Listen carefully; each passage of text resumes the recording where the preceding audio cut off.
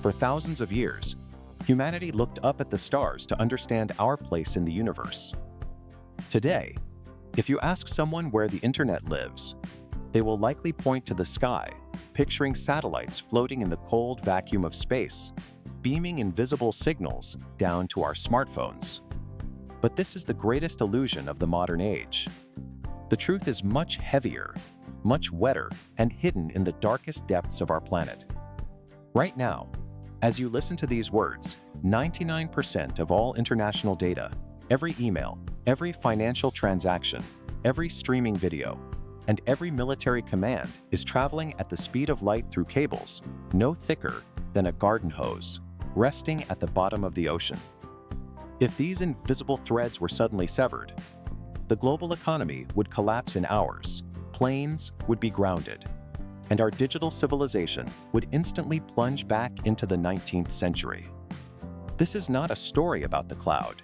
This is the epic, brutal, and almost impossible history of how a few madmen decided to wire the oceans, battling crushing pressures, geopolitical rivalries, and the sheer unforgiving force of nature to build the true nervous system of the modern world.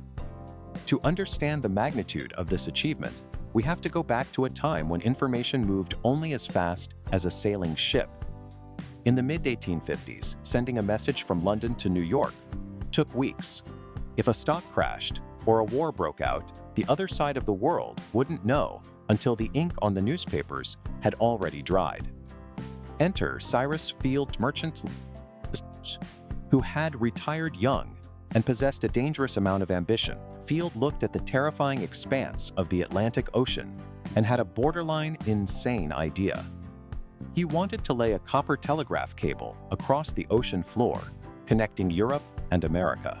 Experts of the era laughed at him.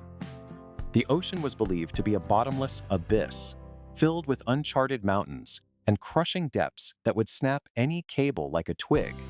But Field was relentless. He raised millions of dollars, hired massive ships, and began unspooling a copper wire insulated with a newly discovered tree sap called gutta percha. The early attempts were unmitigated disasters. Cables snapped and vanished into the deep. Millions of dollars were lost in an instant. Investors panicked, but in August 1858, against all odds, the first transatlantic cable was successfully connected. Queen Victoria sent a telegram to President James Buchanan. The world rejoiced, throwing parades in the streets, but the triumph was agonizingly short-lived.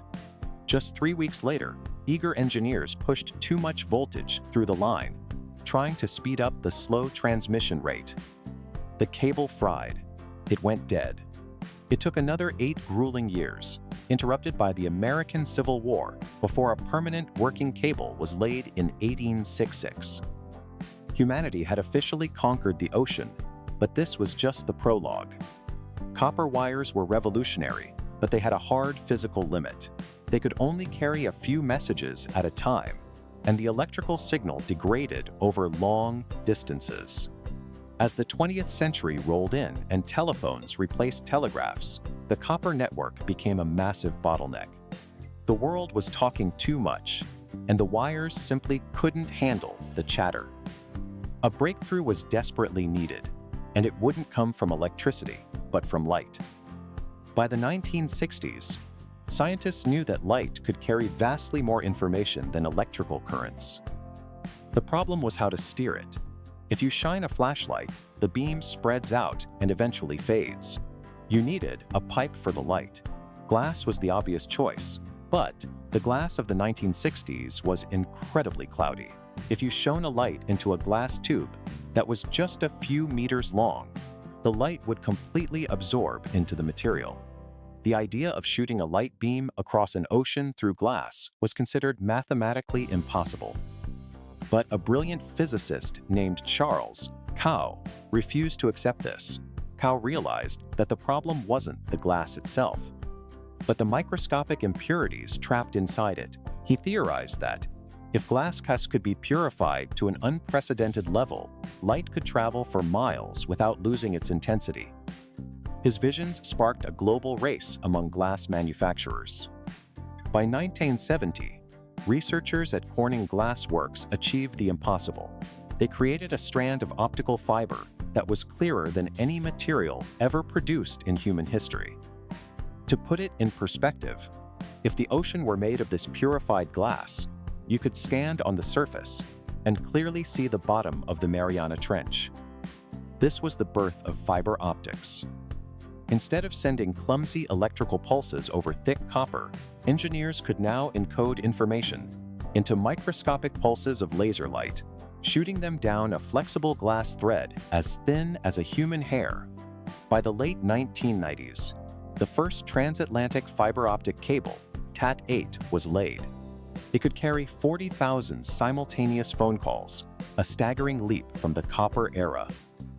The 1990s brought the internet, and suddenly, humanity wasn't just sending phone calls. We were sending websites, images, and soon, videos. The demand for bandwidth exploded exponentially. This triggered one of the most frantic and expensive infrastructure booms in history. During the dot-com bubble, telecom companies spent billions launching specialized cable-laying ships. These vessels are marvels of modern engineering. They carry thousands of miles of heavy, armored cable coiled inside their hulls.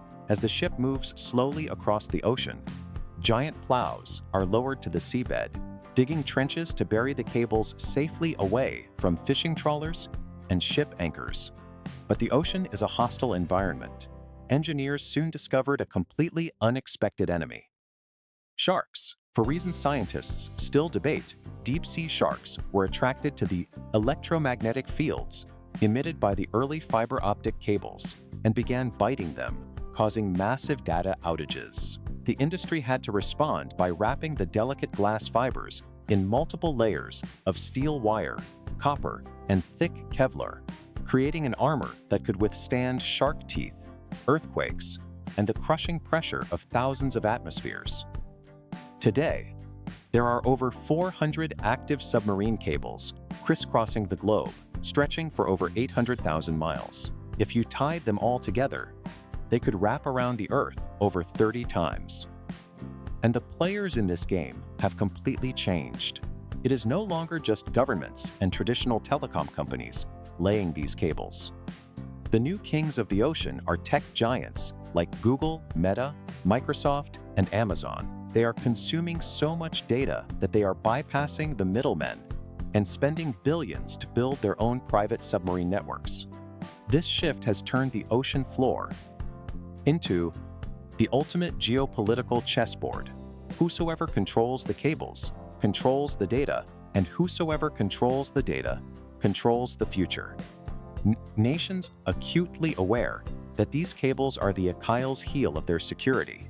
A single well-placed explosive or an anchor dragged by a hostile submarine could cut off an entire country from the global financial system in seconds. The history of the submarine cable network leaves us with profound lessons for any endeavor in life or business. First, the most vital infrastructure is often the most invisible. We obsess over shiny new apps and consumer gadgets, but the true wealth and power lie in the physical, unglamorous foundations that make those gadgets work. Build the foundation, and you own the system. Second, absolute conviction is a prerequisite for doing the impossible. When Cyrus Field tried to span the Atlantic, or when Charles Kao tried to purify glass, the consensus of experts told them they were wasting their time. True innovation requires the stubbornness to keep going when the math looks bad and the world calls you crazy. Finally, extreme complexities is the ultimate competitive moat. You cannot simply disrupt the submarine cable industry from a garage. It requires a mastery of marine biology, materials science, lasers, and international maritime law. When you build something that hard, you don't just participate in the market, you monopolize it. The next time you pull up a video, send a text, or load a web page, take a moment to look down. Remember the silent, glowing threads of glass resting in the freezing darkness of the ocean floor, tirelessly weaving the fabric of human connection. Thank you for taking the time to watch this video. If you found this journey valuable, please leave a comment with your thoughts, hit the like button, And be sure to check out the other videos on the channel to support the team. See you in the next one.